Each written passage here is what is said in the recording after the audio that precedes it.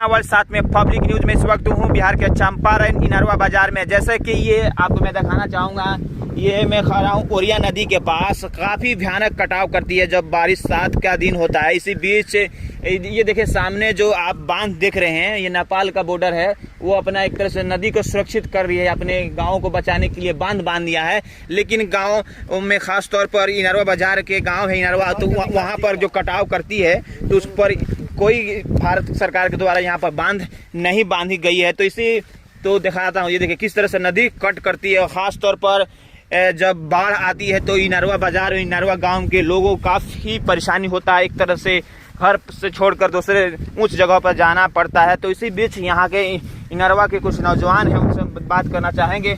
Overall क्या परेशानी होती है? ये तो नेपाल अपना बॉर्डर सुरक्षित कर चुका है, खास तौर पर जो कटाव होता है तो वो बांध लिया। हिंदुस्तान वाले क्यों नहीं कर पा रहे? आप लोग बहुत दिक्कत होता होगा। दिक्कत तो बहुत ज़्यादा होती है, क्योंकि नेपाल वाला जो सरकार है जो अपनी जो है गांव के लिए और नेपाल की जनता के लिए सुरक्षा कर चुकी है।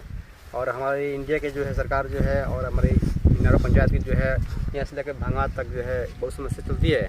यहाँ बहुत सारे लोग आया है देखने के लिए कि हाँ जी कटा हुआ है, लेकिन अभी तक कोई कार्रवाई इसमें नहीं हुआ है, ना इस पर कोई व्यवस्था। जब बाढ़ आती है तो क्या दिक्कत होता है आप लोग को? बाढ़ जब आती है तो हम लोग अपने घर द्वार छोड़कर जितना सामान वगैरह होता है लेकर निकल जाते हैं, दूर चलते हैं उस स्थान पे, उच्च स्थान पर।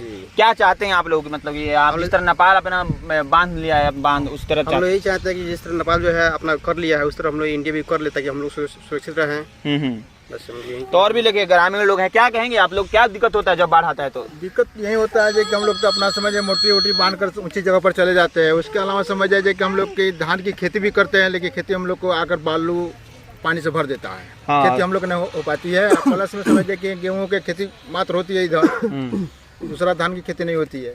ये तो मतलब कि आपके गांव के ये बहुत ही पड़ोस में नदी है। ये तो कुछ छोटा से मतलब कि थोड़ा सा भी पानी आता होगा तो घर में घुस जाता होगा। घर में घुस जाता है, लमसम समझ जाइए कि 5 फीट 6 फीट ऊंचा पानी घर में घुस जाता है। ये बताइए आप लोगों का यहाँ पर बॉर्डरी इलाका में खासतौर पर मुख्य पेशा क्या है? नदी तो बहुत तबाही कर रही है आप लोगों को। एक तरह से गाँव के नजदीक आ गया। खेती गृहस्थी क्या होला?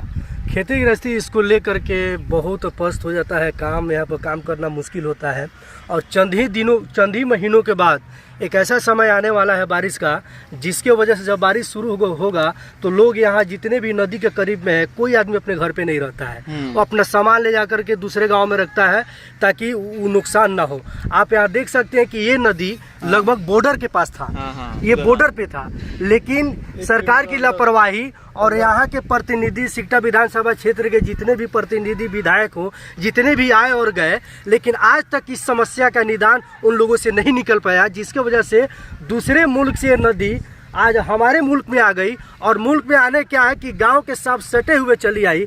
जिसके वजह से कभी कभी लोग अपने जांग के बराबर होते हैं पानी में, कभी कमर के बराबर होते हैं, कोई सीने के बराबर होते हैं। चारों तरफ मतलब कि बेहाली का हाल होता है। इसके बावजूद भी आज तक इस नदी का समस्या का हल नहीं निकल सका। तो अभी लोग क्या दिक्कत होता है? पढ़ाई लिखाई तो बाधित हो जाता होगा, सब घर में गांव में पानी घुसता होगा। तो ये कहने का मतलब ये है कि जो हम लोग तो मतलब बाजार के रहने वाले हैं, मतलब बाजार में हम लोग जब बाढ़ आता है तो हम लोग कम से कम 3 से 4 फीट पानी हम लोग के घर के आसपास में मतलब लगने रहती है। और उसके अलावा ये जो है जो हमारे क्षेत्र के विधायक श्री वीरेंद्र गुप्ता जी, वो एक बार आकर उसका मुआयना भी किए हैं इसका। और बोले हैं कि इसके जल्द से जल्द हो सकता है तो हम इसके बारे में कुछ हम प्रक्रिया करेंगे और उसके बारे में हम बताएंगे। अभी तक मतलब लगभग साल लग गया है, फिर दोबारा ही बाढ़ आने वाला है। दोबारा बाढ़ बहुत जल्द ही आने वाला है, उसके बारे में भी कोई सूचना और न्यूज नहीं मिला है। अच्छा, तो देखिए काफी गांव के लोग देखिए गांव कितना नजदीक है, मात्र एक तरह से 20 कदम गांव है। चाची जी क्या दिक्कत होला जब बाढ़ आवला? तो का मतलब दिक्कत होला? घर द्वार अलग अलग छोड़ के भागे नहीं, बाल बच्चे लगे सब सामान दह जला, कम दिक्कत होला। खाना पीना कोई तरह सब रोन पिटल पड़ जाला, सब माल जाल दह जाला, खाली देह लेके भागे तो पूरा सामान दह हो जाला। लेकिन उनके पढ़ाई लिखाई सब बंद हो जाला, सब दिक्कत अपना होला। मैंने का चाह रहल बा, लेकिन कि बन जाओ बगलियान दी लोग हम सुरक्षित रही, सब बाल बच्चा सुरक्षित।